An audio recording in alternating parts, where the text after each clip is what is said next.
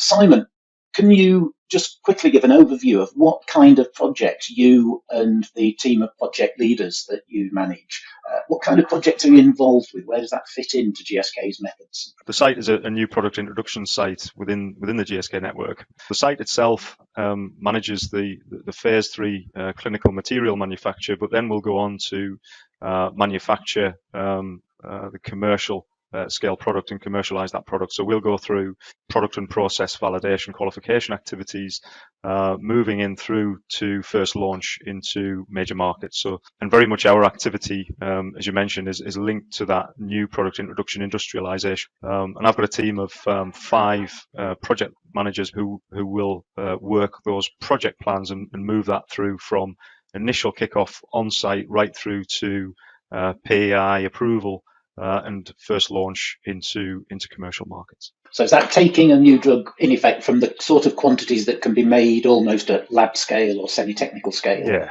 to the sorts of scale and methods that you would use as and when the drug is proven and fully on the market? Yeah, correct. And typically we're handling high value, low volume products. So we typically up to kind of 100 to 200 litre batch size.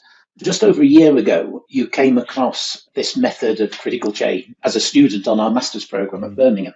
What was it about critical chain that made you think, that's interesting, that maybe tick some boxes, I'll give it a go?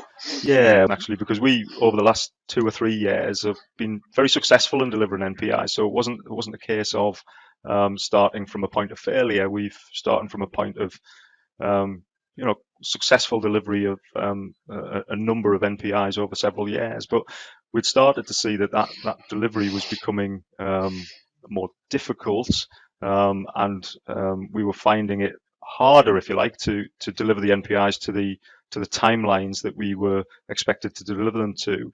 And reading some of the principles and theory behind critical chain project management really resonated, I guess, with myself in terms of solving some of those problems that we were encountering on a day-to-day basis, really.